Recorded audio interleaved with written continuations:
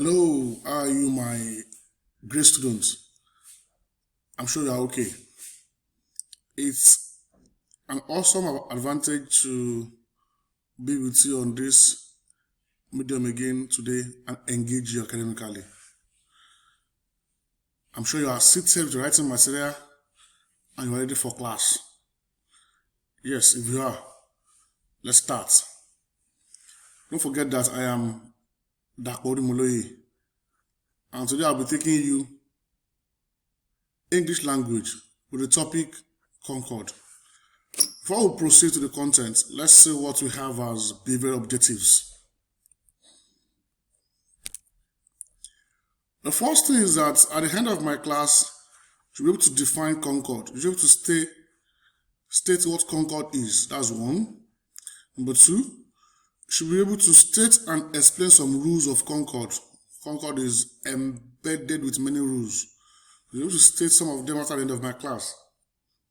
You should be able to explain these rules with copious examples. Be able to explain them with copious examples. And lastly, be able to answer correctly all questions on the topic.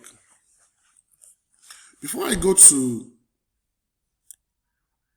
the content, let's do a correction to the last classwork. The last time I gave an assignment. Let's do our correction. I said you should tabulate and state the difference between a formal letter and an informal letter. And you can see it display already for you. In my answer, it is stated that a formal letter must have two addresses. Like I told you in the last class, two addresses, one for the writer and one for the recipient. That of the writer is on the right hand side margin, while that of the recipient is on the left hand side margin, and that of the writer comes first, while that of the recipient comes immediately after it. Then when it is informal, it has just one address, and that address is that of the writer. Number two, the language is strictly formal. That is, the language of a formal letter is strictly official and business language, while that of the informal is casual and has an emotional undertone. Number three, it must have an heading. The formal letter must have an heading. And for the informal, it must not have an heading. Number four, your subscript in the formal letter, your subscript, that is your ending, must end with yours faithfully, with your full name and signature, while that of the informal should not have your signature and full name. It should have yours sincerely with your first name only. And lastly, the greetings has no introduction. The introduction has no greetings. You don't greet in the introduction, but here you greet in the introduction. Before we go, let me remind you my objectives for today's lesson. But one, I said you're able to define Concord, very important. You're able to state and explain some rules of Concord, and you're able to state copious examples for each rules mentioned. You're able to state copious examples for each rule you have mentioned. And lastly, you're able to answer correctly all questions on the topic. Let's go to what Concord is. Simply put, Concord is the agreement between all parts of a sentence or a clause. Is the agreement between all parts of a sentence or a clause, particularly the subject and the verb. It's all about obeying the rules that govern the subject verb in a sentence. If these rules are not adhered to, if these rules are not followed, we'll be speaking or writing grammatically incorrect sentences. But when there's an agreement between your subject and your verb, you have Concord. For example, it would be suicidal to say the boy are coming, or to say the boys is coming. There's no agreement between the subject and the verb in that sense. But if I tell you the boys are coming, surely there's an agreement between boys and are. That is where Concord comes to play. And that is when you have a grammatically correct sentence. Then let's start with the rules. To avoid wasting time, I've said it is the agreement between subject and verb. The first rule is the rule of number. Verbs and subject must agree in number, singular or plural.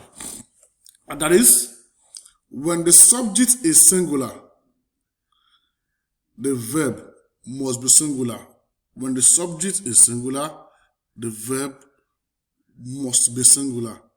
He plays football. Let's look at this. Sheyi lives in Lagos. Let's look at this. He is a singular pronoun. Plays is a singular verb. Let me do a kind of reminder. Note that all verbs with S, ES, and IES are singular. All verbs with S, ES, and IES are singular, whereas all nouns with S, ES, and IES are plural. So because he is singular, that is why it is taking place in the singular form. Also, Sheyi lives. Sheyi is singular, lives is singular. That is why you have an agreement between Sheyi and lives. Singular, singular. I call it S.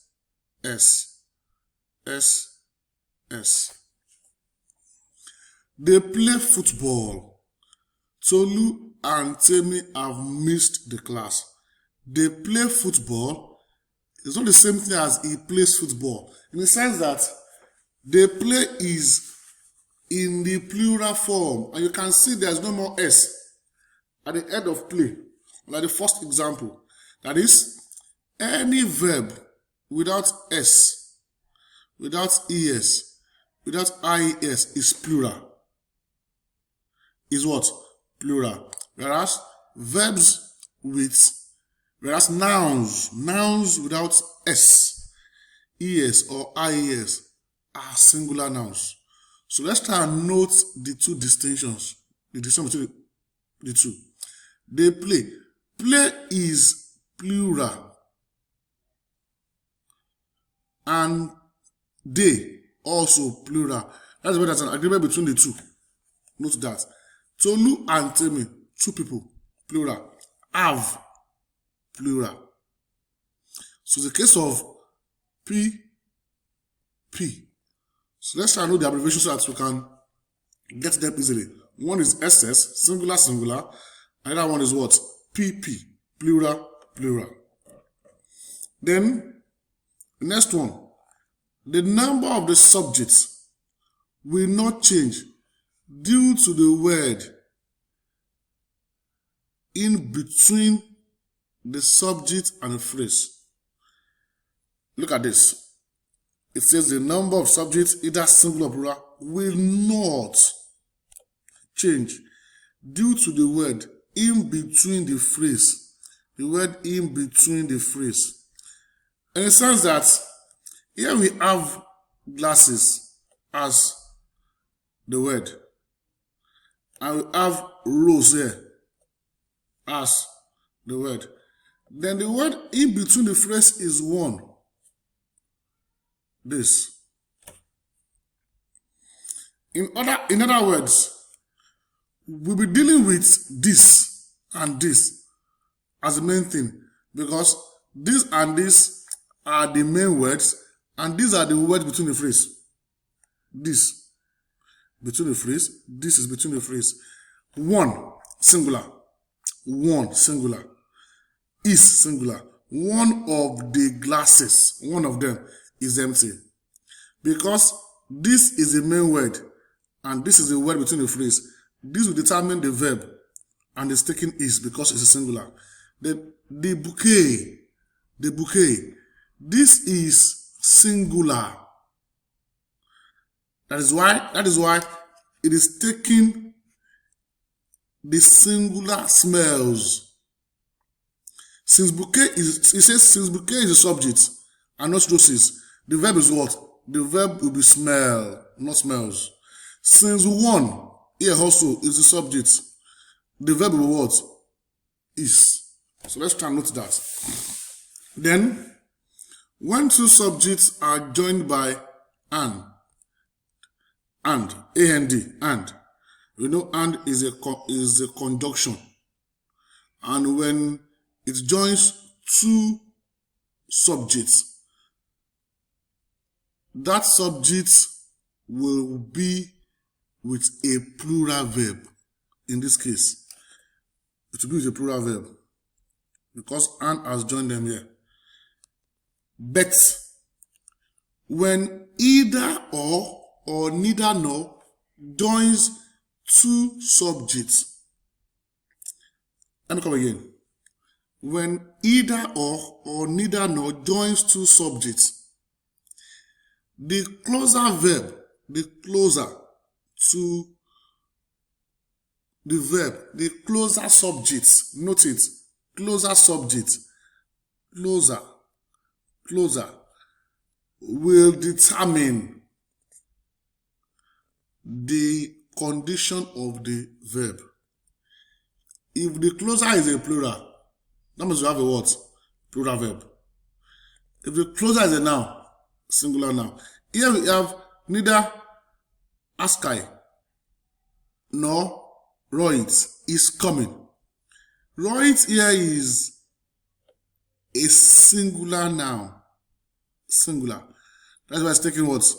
A singular verb also. And here, my dad or my mom.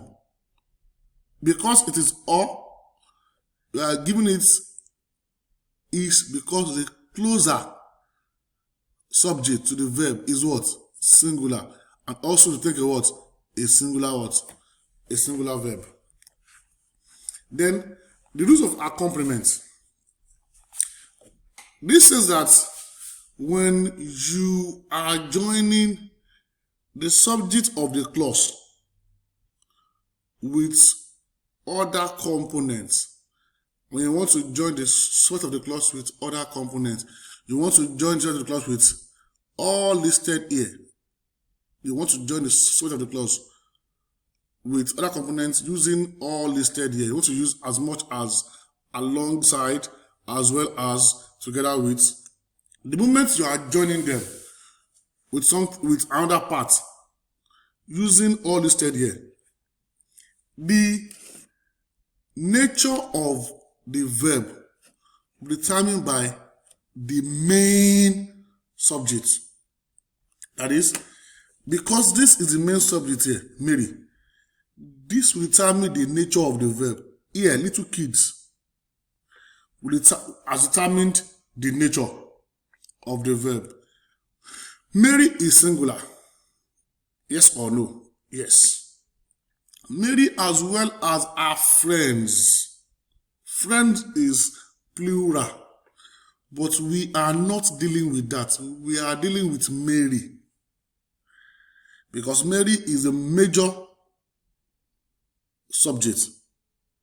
Others are called accompaniment. And because they are being joined with these phrases, Mary will supersede and determine the nature of the verb. The nature of the verb here is singular. Because Mary is what? Singular. Mary as well as her friend is beautiful. Not beautiful. Not are beautiful. And here also, because little kids alongside their parents, little kids here is plural in form. Kids alongside their parents. Though these parents are also in plural form, but this is determining the nature of the verb. Because this is plural in form, the verb must also be plural in form. That's why we have are. Little kids, I know their parents are here, not is here.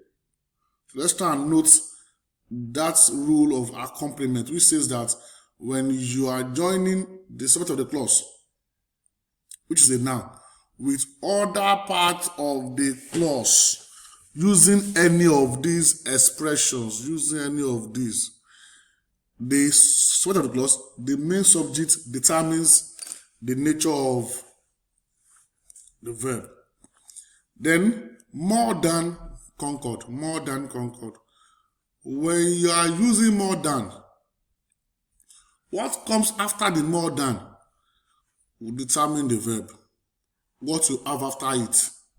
More than 2. This is very simple. More than 2 apples are. More than 1 apple is. So if I have more than 5 girls are. If I have more than a teacher is coming. So what comes after the more than? If it is singular, it will take a singular verb. If it is plural, it will take a plural verb.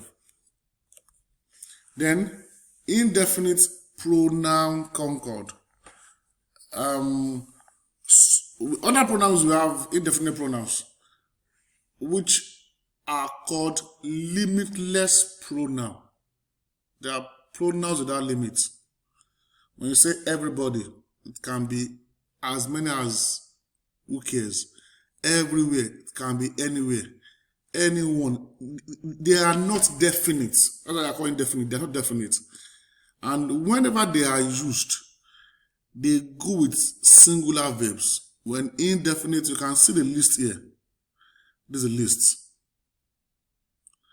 Whenever they are used, everybody, everything, everyone, everywhere, no one, nothing, nobody, nowhere, they go with singular verbs. Nothing goes for nothing. Nothing goes, not nothing go. Everybody likes him, not everybody like. Everybody thinks he stole the money, not everybody think. So, because they are indefinite pronouns, they take singular verbs. And you can see the list of indefinite pronouns there. You can see the list. Someone, something, somebody, anyone, anything, anybody, anywhere, each, and so on and so forth. All these indefinite pronouns, they go with singular verbs. Also, the rules of parentheses. This is like the accompaniment rule. But we are not using those phrases here. Here, we are dealing with the major subject also.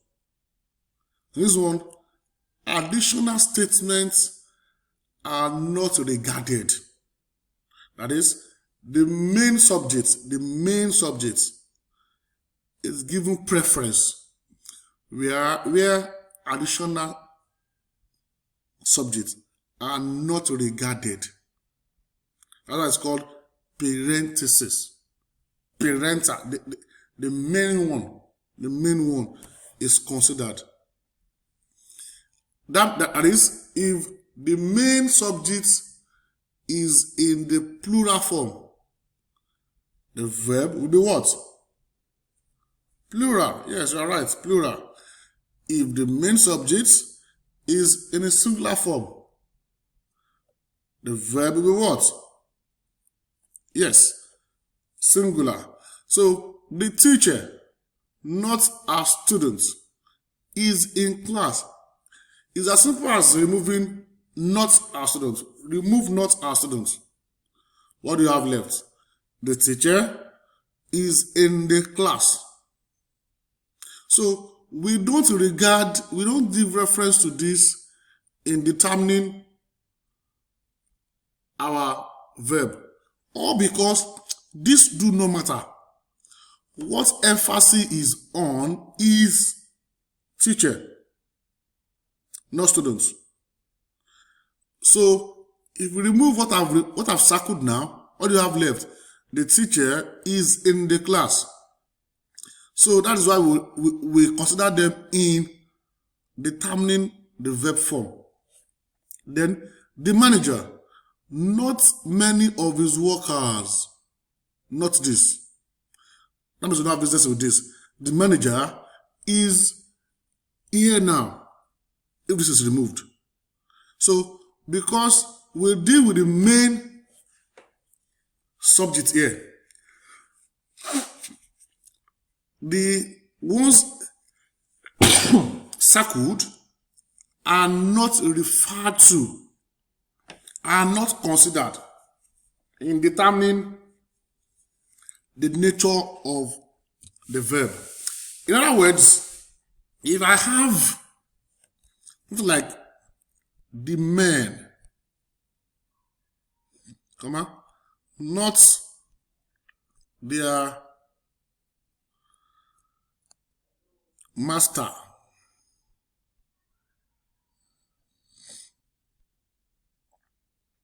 what should be here? Anybody who can answer me? Yes, good, you got it. The men, not their master, are here. Are here. Well, because this is the main subject. The main subject. Let's go on. Then, the collective noun Concord. They are called national Concord. And when a collective noun is used, it's regarded as a single word. A collective noun constitutes a single word. That is why they take singular verbs. Collective noun means people watching, means worshippers. This means worshippers. Clergy means religious officer. When they are used, because they constitute a single word, they take singular verbs. For example, the audience.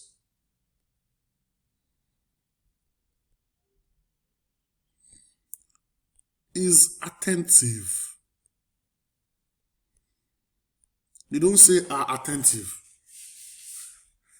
Not because the audience constitutes a group as a singular entity. Then the congregation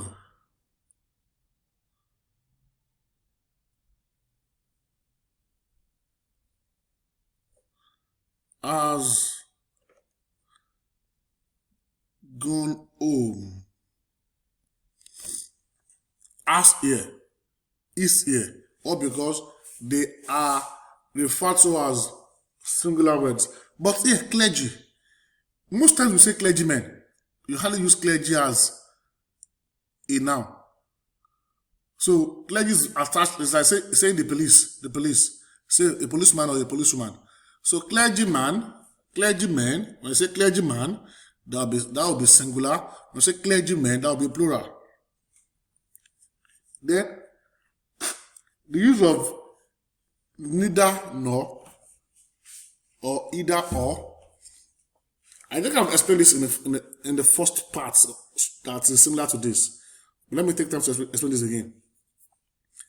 When you have neither nor or either or joining elements in a clause or sentence, I said the closer determines the nature of the verb. Mind you, you can't say closest, so it must be closer. In the sense that you can only have two elements, majorly at times two elements. So with two elements closer, three elements or more closest. Neither the shoe nor the bag. Neither the shoe nor the bag. Bag is singular. Match is singular also. Singular. Then, neither the shoe, neither the bag now, neither the bag nor the shoes. Plural and plural. Shoes, plural. Match, plural. And either Mary or Tolu, singular. Tolu is singular. Then here also, singular verb. So we consider the closer or the closest to the verb in determining our nature of the verb. When you have neither nor or either or, joining elements of a sentence. Then, when the subject, I've explained this in the first part, this is just more or less a repetition. I said when you join elements of a word using as well as, alongside with, besides, whereas, we consider the main subjects. We consider them. We don't give regards to this. We don't give regards to this also. Neither this. The main subject takes and determines the nature of the verb.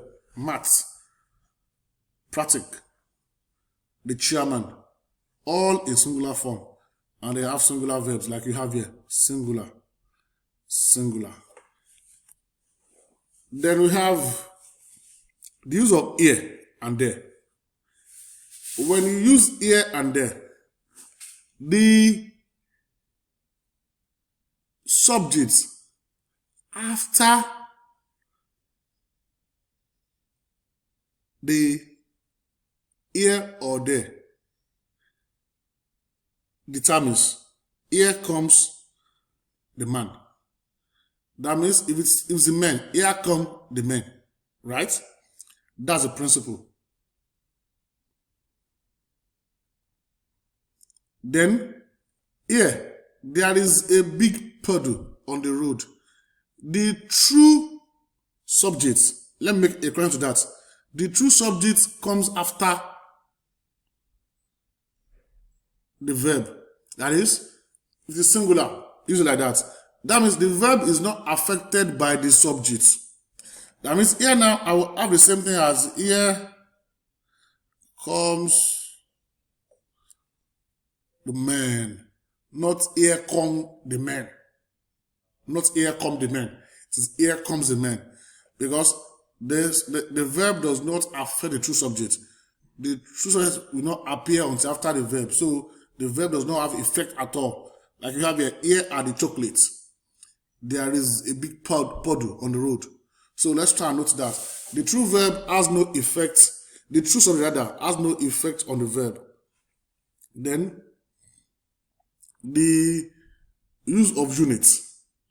When units is used, it is always singular. Units, years, units in mathematics, kilometers. 50 rupees is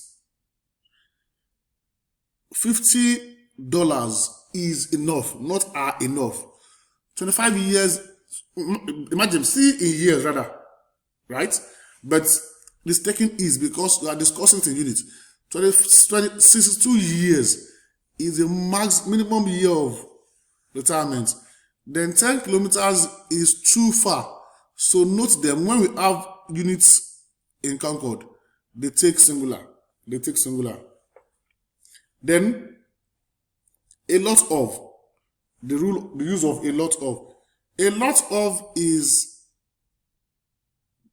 it determines the verb to follow based on the nature of the subject coming after it. A lot of cake here is, a lot of cakes are plural. A lot of the cake, article D, is, a lot of the cakes are, some of the cake is, and lastly, some of the cakes Here, some of the cakes are. So what comes after all of or a lot of determines the nature of the verb. Then the use of or, when or is used, like I told you, when we discuss neither nor, either or, then what is after determines what it will take. Most of my family member is here or are here. So this is something different. I'm discussing a group of people, and I'm discussing them. You discuss them based on the subject after the pointer. This is a pointer here. This is a pointer. This is a pointer. And mind you, this after the pointer we have family in singular form. That is why we have this. That means they can go with any.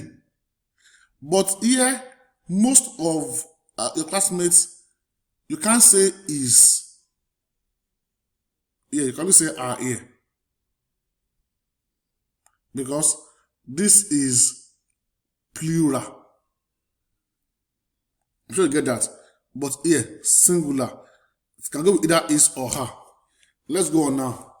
Then, when we have nouns that end on S, nouns that end on S, e.g. physics, mathematics, civic, physics, like when you defecate, they take singular verbs. Even when because they end on S, it doesn't mean that they are plural.